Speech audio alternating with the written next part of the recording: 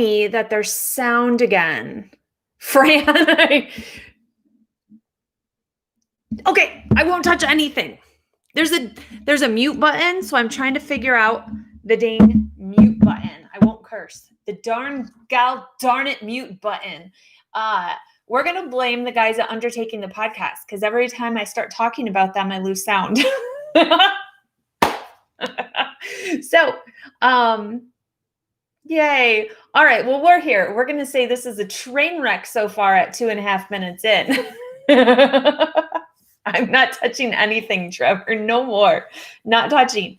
But is the sound less echoey than usual? That's what we're trying to do. Trying to get some better sound with a new mic and maybe some new projects coming up with a new mic. What might be we getting into? Hey, everybody. Welcome, Mike, to your first live video with me. So let's dive in. So I get asked by some people because online schooling is a big frustration. I just read the word frustration is a big thing right now, going for online schooling. And during the pandemic, a lot of mortuary schools had to go online, just like all other colleges. And the big question people have said is, Kari, how are people learning to embalm? It's not like we're going to send, your at-home learn to embalm kit with a dead body and some tools to people's houses, right? So how are we learning to embalm during the pandemic and with all these online schooling? So there is a set standard for online schooling individuals and during the pandemic that students still have to do so many hands-on applicable embalming things. You have to be part of an embalming so many times. So whether you're an online school at home, let's say I'm attending Worsham Mortuary School online, and I'm in Iowa. And how am I going to learn to embalm there? So Worsham will kind of vet a local funeral home and approve them with a stamp of approval that they get to train me to do my embalming. So I will do on-site embalming with them. I will go work alongside them and be in the prep room with the funeral directors at that funeral home so many times over the course of my schooling. Pretty simple. Some schools do have you come to them for so many weeks a year. So part of your online training, you have to plan in there that you're going to have to stay in a hotel for 2 weeks, or they'll try and help put you up at a funeral home or something for 2 weeks or whatever the length of time. And you'll be at their lab for that time period to do some hands-on with them to show them that you are learning things while you're at home taking your classes. So there is still hands-on when it comes to training. Good morning, everybody. I can't believe how many of you are chatting and talking this morning. So happy to see you guys. Yay, Tracy. Yeah, you just signed up with Worsham. That's awesome. So get me some questions, guys. Lay them on me. Now, had somebody asking about in Michigan, if you have to have a mortician's license to become a funeral director. And yes, in Michigan, it is a dual license. So you are a funeral director / embalmer, and you are licensed as such. So even if you want to do one side or the other, you still have to be licensed in both areas. It doesn't mean that after my schooling and after my apprenticeship, I ever have to embalm again.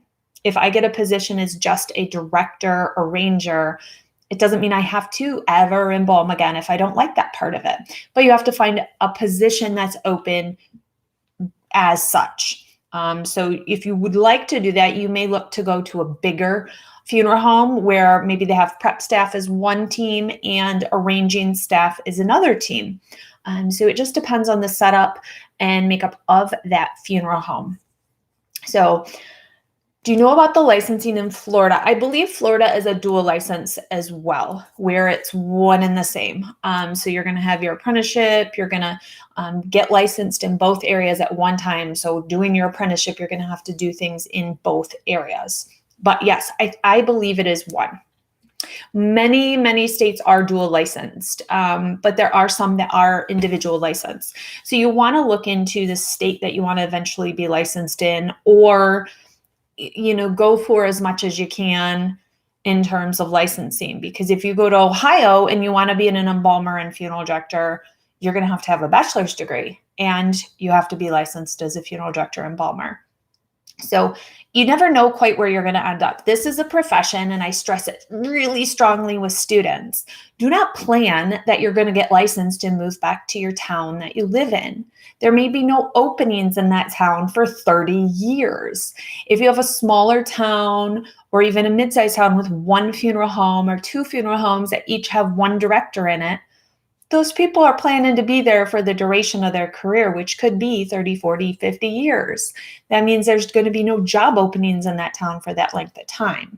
Just because you want to live there and work there doesn't mean there's a job there. So this is a profession you have to move to where the openings are. And there are many, many, many, many openings right now. I know people desperate for apprentices and licensed directors, but you have to move to those positions. So keep an open mind to what type of licensure you're getting, because if you move to a different state, then you may need to get a different version of your license to reciprocate over or to go be licensed there. Family wanted a suicide case to be shown via open casket to show her bullies what they caused, as this is what happened situation. Can a funeral home stop that? If they think that it is a detriment possibly to people attending, then yes, they could.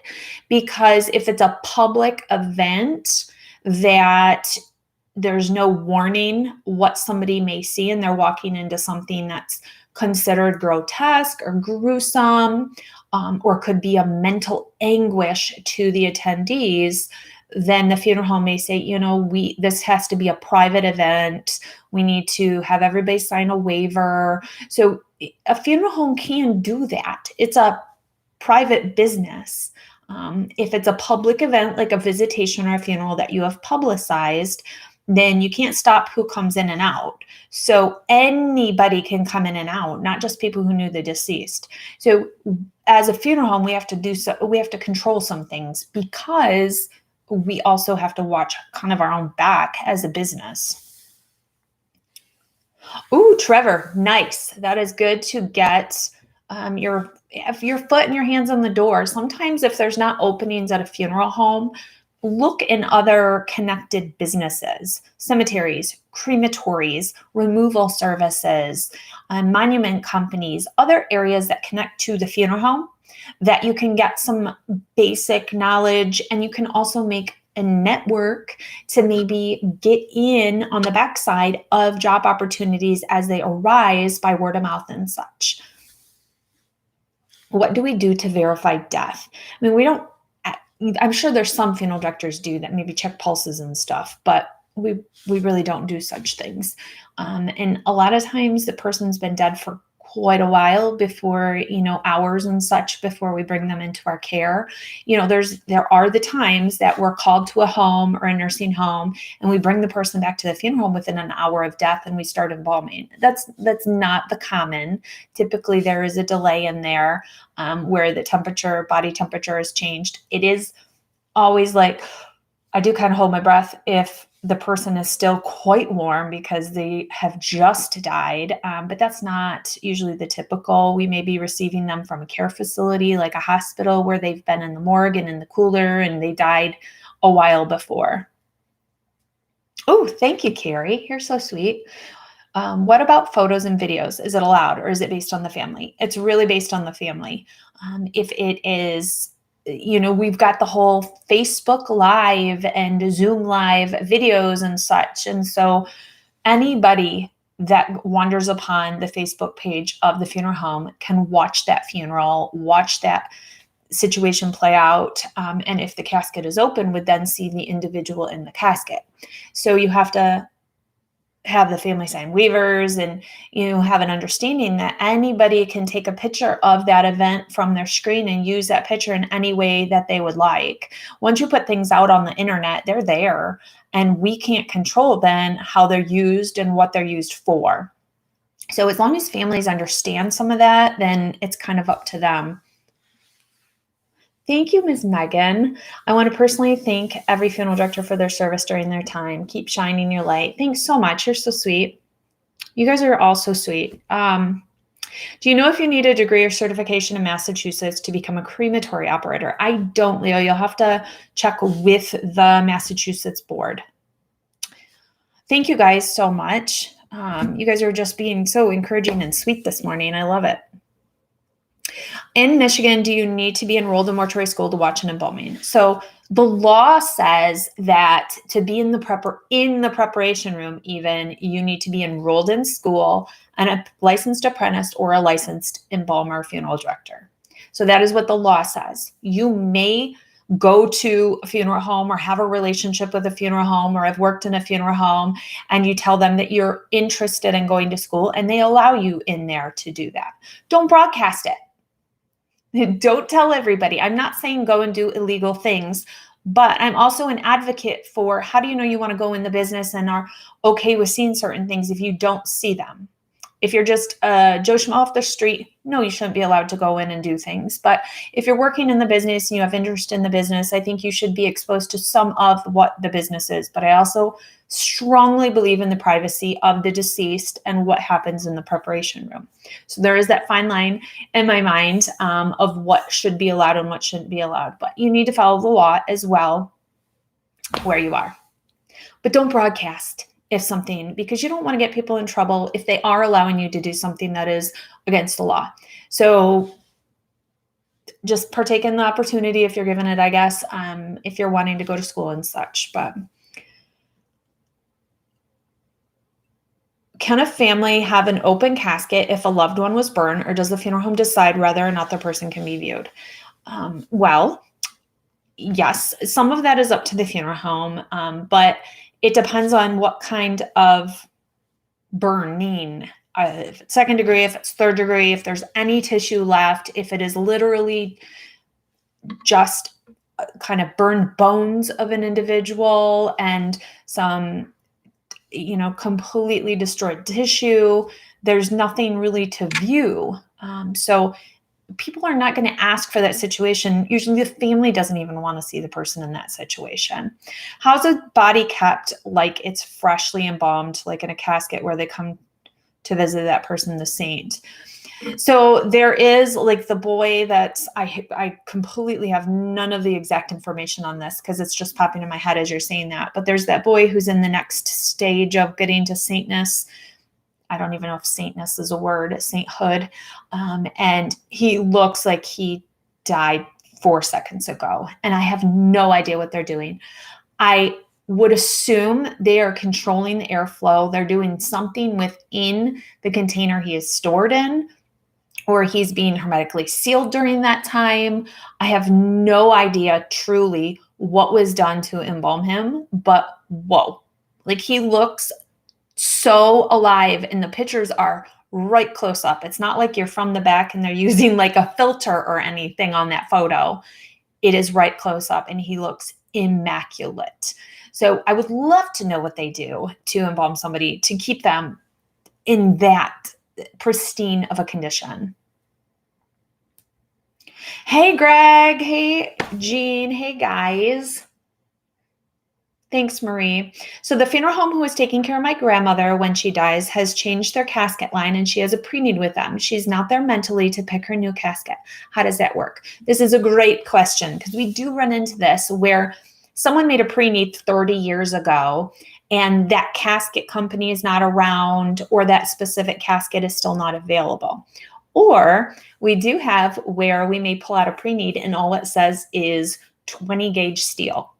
It doesn't give us a color. It doesn't give us anything. It's just a price. We can guess sort of what level of 20 gauge steel, whether it's a sealer, a non-sealer, a 20 gauge, an 18 gauge, rounded corners, square. We can kind of give a good guess based on the cost at that point. But what we would tell the family at the time is that casket's no longer available. If we didn't know the model and what that casket looked like 30 years ago, we can show them the comparable in today's casket line and see if that is okay with them. If not, we would say, okay, you have this much funding towards a casket. Go ahead and pick and show them options within that price range. And then they can pick color and such. When it comes to steel, in a certain price, you give the price range, and then basically you're picking color and your ornate finishes on it. And so with wood, kind of same thing.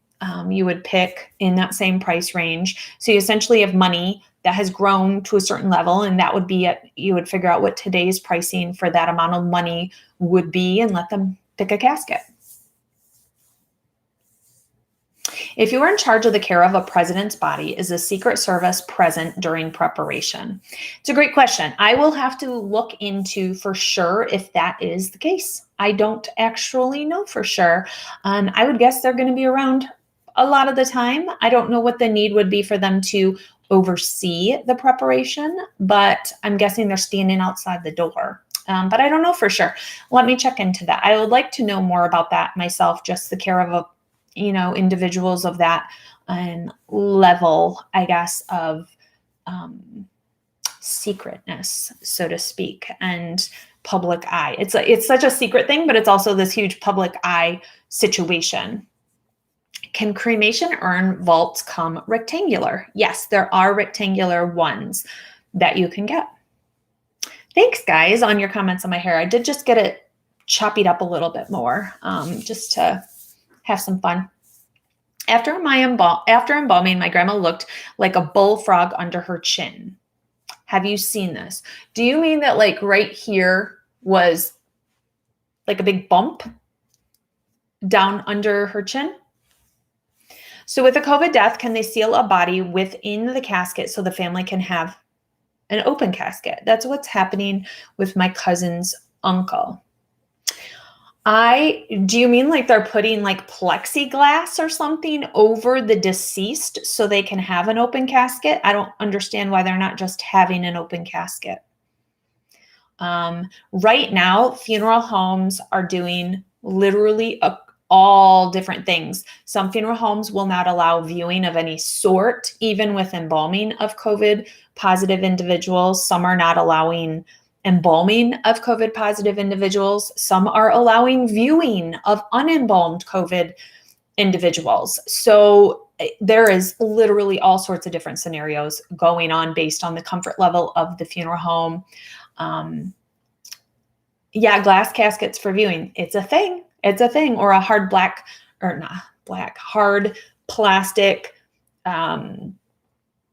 like, I don't know, what do you call it? Plastic casket that you can see through, like a thick resin sort. Do you have to break bones of contracted individuals to lay them in caskets? Breaking of the bones of the deceased is actually technically illegal. I do know of and heard stories of people who have broken bones to try and get people laid flat. I myself do not agree with that at all because it's technically illegal.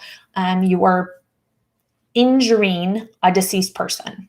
So I would bend them out as much as I could. But if they have been laying in a fetal position or laying contracted or have arthritis where their hands are bound up, that's just how they're going to be. They're not naturally laid out flat the way we think of somebody, think of how somebody should be technically. Do they have videos about embalming before I enter school? So if I know if I could handle, I mean this respectfully, Brad, there are videos. If you Google, you can find some videos on YouTube and such. All the videos that have been created by mortuary schools or by chemical companies are not for public consumption. They're for learning and educational purposes only. So those are only shown in schools and in learning capacities. The things you will find online are things that other people have filmed and done. And who knows if they have any permission to do them. I don't promote them, but those videos are there if you want to go look at them. Is COVID-19 still present in a deceased body? Yes, it has been found 90 days past death to be active on a deceased body still. Very contagious still when people are in our care. Oh, you guys are still talking about my hair. Does the embalming fluid smell bad? Some of it smells way worse than others. It's really crazy because there is one company, I won't even name which company is, that you open the fluid and it's like, oh my God, why does theirs smell so bad compared to other people's? So they vary in different smells. Some of them smell really sweet. Some are really acidic smelling. They just vary in how they smell. Oh, let me make sure I've answered this one guy's question that he emailed me. I think that was about all that he had said. So send me some more questions, guys, over here. I know I've had so many good questions. Does a funeral home place any type of cold pack or something in the casket at night to keep the body cool? No, once somebody is embalmed, they're not typically going back in any cold storage. They're not packed at all. The only time I have done that is when a person got tissue gas super bad, and it basically showed itself during visitation. And the individual before our eyes was like decomposing so rapidly. And we ended up packing him with dry ice after the visitation so that they could still have viewing the next day at the funeral. So when we came in the next day, his whole core, his abdomen and everything was like ting, ting, ting, like hard and solid and frozen, which is what we needed to do in order to get that gas contained and that bacteria contained. So sometimes that just happens, unfortunately.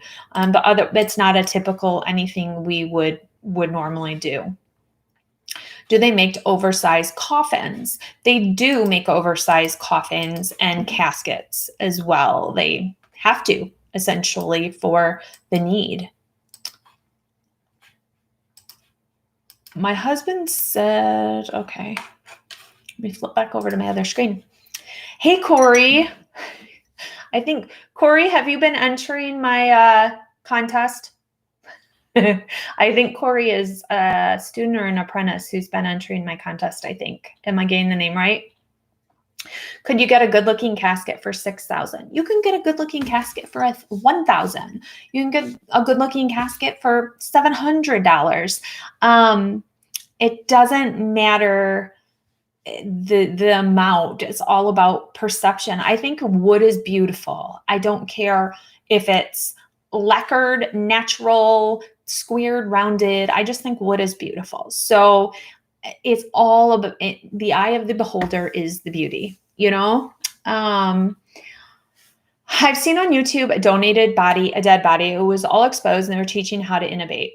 Yeah. So that is a great thing with teaching facilities is they have a little more leeway in terms of videoing and doing some things. I know I've had a few schools tell me, if you want to come video a few things here, we have the ability to allow you to present those things because they are an educational facility. So they get a little bit more, okay to do some of that. Do I talk to the bodies? I do. Not always, but I do. Do you ever feel, where'd that go? Do you fear the people waking up? Not usually. If they're super, like I said, super freshly dead, I don't know how else to put that, newly dead, recently deceased, still super warm, I watch them a little more. I do if I'm, there when, and I bring them into the care, I may look, or I may look in the rearview mirror if I'm driving the removal vehicle sometimes, just like if I'm by myself, like that bad movie scene where the person sits up in the back and like turns and looks. I don't know. Sometimes that stuff does get in your head and you let it play. Not as much now. Maybe when I was younger though. Do you have to coordinate the funeral stuff or only preparing the body? Do most embalmers do lots of things in the funeral home or can they focus on body stuff? It depends on the funeral home you work for and how their staffing is set up. Some of it, you're doing everything from the removal to the embalming, to the arranging, to the funerals, to the phone calls, everything. Sometimes you're compartmentalized into different areas. Most of the folks that embalm, their hair seems to gray prematurely and may seem to get cancer. Cancer is very, very high rate for embalmers. So is Lou Gehrig's disease. I was just reading some statistics on this, and that leukemia and Lou Gehrig's disease and other forms of cancer are very high rate within embalmers and people who work around the preparation rooms and such at the funeral home. I haven't heard about the gray hair. Can I blame my gray hair on all that then? Yeah, that's part of getting the hair done, is the painting of the hair, as I tell my girls. All right. What's the most expensive funeral you have seen? I processed life insurance claims and I saw a $24,000 casket in their price list. I think like 9,200 is the most expensive casket, or around 10,000 is most expensive I've sold. Over that, it's like, why? I don't know. I don't know that I would question, like, why are you spending that much? I would think it in my head. Just because it's so expensive, but that's not a good salesperson in me. But some of these funerals, here's what you have to factor in, is that a lot of times the cemetery and the luncheon and all these things get factored in, which attributes to the price of the funeral home or the funeral, where some places don't have all those expenses factored in. So when you see a price tag of like $30,000 for a funeral, that might be the headstone and everything factored in, not just the funeral. Do you get? So it depends what you factor in. Oh, Trevor, what casket line would you think has the most pink colors and bling bling? Because my grandmother was pink and bling bling. I don't know what is bling bling, but you can always bling out a casket. You can always add some shimmer and fun things, especially with flowers and things like that. You can always bling it out. So you can get like a pink simple where it's like a pinkish exterior, pink interior, and then bling it up with whatever you want to bling it up with. You can bring in your own pillowcase and do a sparkly pillowcase or something. And, you can do a lot of personalization. It doesn't have to be just how the casket comes.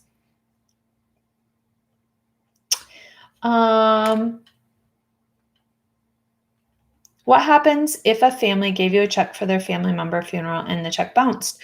This does happen. We would go back to the person making the purchases and have a discussion.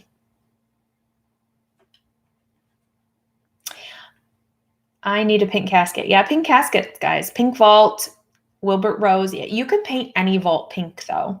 A lot of the vaults, you just choose what colors. So you can pick any color to paint a vault. Celia, you are in Sweden watching me. That's amazing.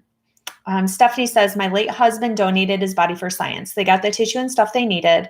Life Legacy paid for his cremation, and my husband told me if he can help one person, preferably a veteran, then it's worth it. So that's awesome. Is it true a dead body and their organs have a different smell if they die of cancer? No, people do smell differently in different situations, but I wouldn't say that there is one specific cancer smell at all. No. Hey, Joshua Moon, how are you?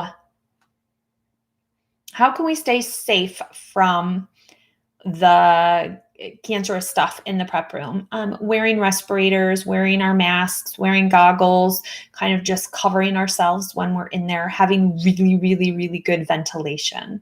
One of the things we have to do is do STEL and PEL tests, which are, we wear little cards and it basically gives a readout of how much exposure to things we are having to formaldehyde and such is in the preparation room while we're embalming. That tells us if we have good ventilation, and especially we want ventilation across the body so that smell and those fumes are being carried off down the body and away.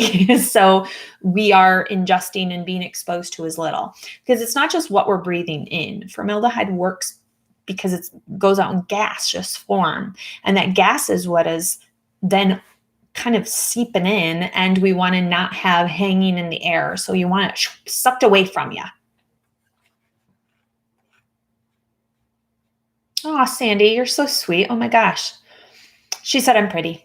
So do you get to get vaccinated like health workers for COVID since you work in the industry? So it's been kind of a battle. We finally, in our area, the funeral directors and embalmers are able to get their shots. So we were not, in our area, we were considered 1B. So we came after a lot of other people, and we were in the level of like teachers and other people. So we were kind of far down the list, but there's still a lot of people after us. If you were to donate after the school is done with the body, can you still get buried?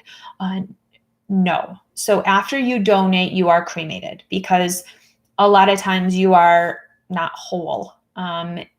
If you donate to a medical school, read over that contract, because at some schools, you don't just stay at the school.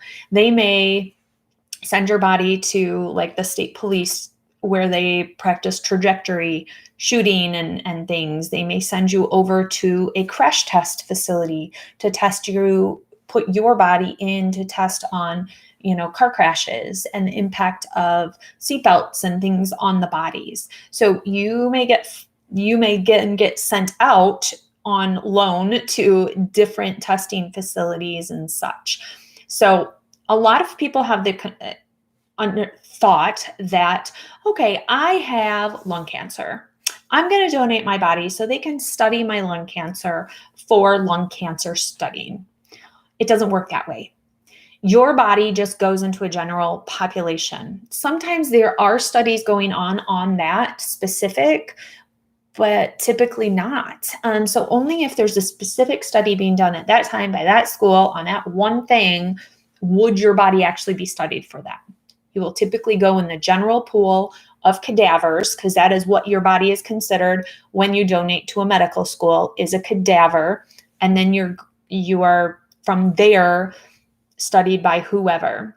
You may be dissected. Your head may be removed and sent over to the ear, nose, and throat department. Your arm may be sent over to the orthotics department to study how a hand moves. Your torso may be sent to the gastroenterologist department. That there's all these things that people don't quite grasp when they donate. And I'm not trying to deter you, but I'm trying to help you understand that I think there's a romanticized version of, I had breast cancer and they're going to study my breast cancer and find a cure from me. And that's not always the way it works. What's the best thing to do when you going to review your loved one? Will it be scary? And what if you've never seen a dead person before? Just baby step in and baby step to see them, stand at the back of the room, view them from a distance, and then go up closer if you feel like it. Just kind of baby step. Don't talk yourself into anything being scary. Just baby step. I guess the funeral directors and embalmers decided they wouldn't do removals or funerals as a protest for even just one day. I bet you would all get approved for vaccines immediately. Well, that's what happened in some counties, is they said, we're not going to bring any more COVID positive deceased into our care until we get vaccinated. And they were vaccinated pretty darn quick. So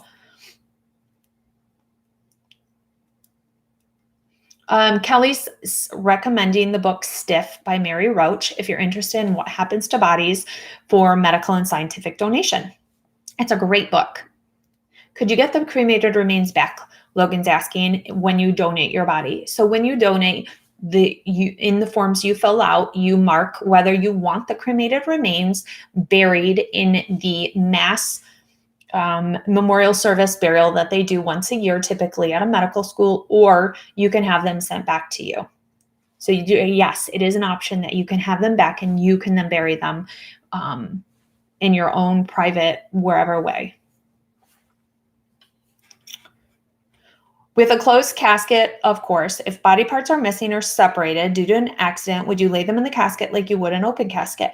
Yes, if the family so chose. We would, if they want the person embalmed, we would embalm all the parts. And, if they were going to have an open casket, we can still sew the parts all back together. They're under clothing. So you're creating a visual situation. So under that clothing, the parts may be all attached and they may have a full plastic outfit on under the clothing, but they will appear as if to be whole. Does that make sense? All right, I'm going to wind this down. Has anyone ever brought the deceased dog to the service? Does the dog recognize their owner? Yes, it's so important to do. On removals, if there's animals in the house, I'll make sure they've seen the deceased. If someone had a lot of animals at home, I'll encourage the people to bring them in, not during the visitation time, but we set up another private time. I have a whole video on bringing the deceased animals to the funeral home and talk to a veterinarian about grieving animals. So check that video out. If you guys don't subscribe to me, click subscribe now so you can get notified when new videos come out. You can go check out more information. Click subscribe. I think it should be right down here. Do you see it right down here? I don't know. That's where it seems to appear. Yeah, Marie, check it out. Last question. Do medical examiner office have embalming supplies if ever needed for autopsy work, or would they subcontract that out if need be? They would subcontract it. You know, it's interesting. Some medical examiner offices do have trade embalmers that work in the vicinity, especially if your medical examiner is a distance away. The funeral home may say, hey, can your local embalmer come embalm before the individual is brought back to our place. Years ago, that used to be the situation in the area I was in because we traveled, it was a good like an hour and a half to the medical examiner, and they would transport the individual back to our care. So before the individual was brought back, depending on kind of workload at the funeral home, we would maybe have their local trade embalmer there do the preparation before they brought them back to us. So it sometimes that is a situation, but they don't have embalming things there. They wouldn't need them because that's not what they do. Just like we wouldn't have medical examiner stuff at our place. So, well, thank you. Thank you, Kathleen. Have a great day to you too. Thank you all so much. Make sure you submit questions for next week's video, Coffee with Kari. Thanks, Leo. Ooh, have a coffee. Choo choo. I'll have one this weekend on you. So it'll be a coffee date, me and Leo. But thank you guys. Keep sending questions in. Watch for new things.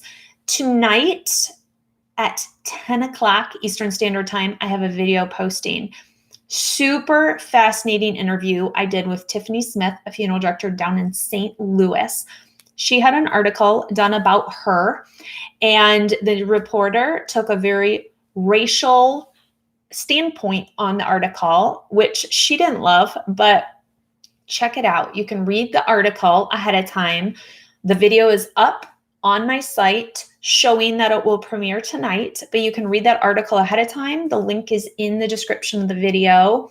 Super fascinating. I will be here live with you chatting while the video is playing for the first time tonight at 10 o'clock Eastern Standard Time. Thanks, guys, for supporting. Again, this week's Coffee with Kari was brought to you by Undertaking the Podcast. Check them out on any podcast platform. Bye, guys.